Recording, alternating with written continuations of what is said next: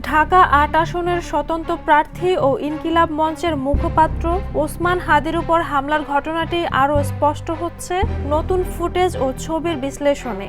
পুলিশের সরবরাহ করা সিসিটিভি ভিডিও এবং ওসমান হাদির জনসংযোগ টিমের তোলা দুই ছবি মিলিয়ে গবেষণামূলক অনুসন্ধান ভিত্তিক প্ল্যাটফর্ম দ্য ডিসেন্ট নিশ্চিত হয়েছে যে মোটরসাইকেলে এসে গুলিছোড়া দুই হামলাকারী দুপুরে মতিঝিলের ওয়াবদা মাদ্রাসা এলাকায় হাদির জনসংযোগে অংশ নিয়েছিলেন।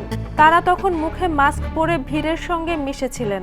ঘটনাস্থলে থাকা প্রত্যক্ষদর্শীরাও বিষয়টি নিশ্চিত করেছেন।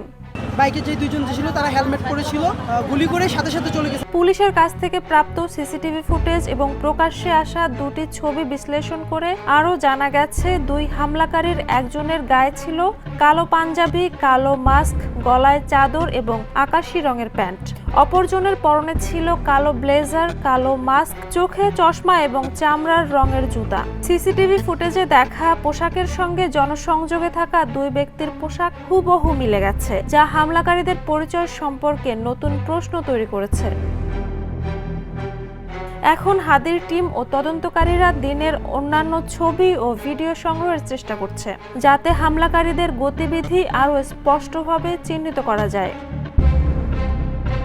উল্লেখ্য যে গত নভেম্বর মাসে দেশি বিদেশি ৩০টি নম্বর থেকে বিভিন্ন ধরনের হুমকি পেয়েছেন ওসমান হাদি। গত ১৪ নভেম্বর ফেসবুকে একটি পোস্টে তিনি জানিয়েছিলেন তাকে হত্যা, তার বাড়িতে আগুন সহ তার মা, বোন, স্ত্রীকে ধর্ষণের হুমকি দেওয়া হয়েছে।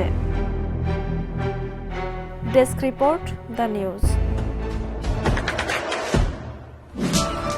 দেশে দেশে সবার সাথে, দ্য নিউজ।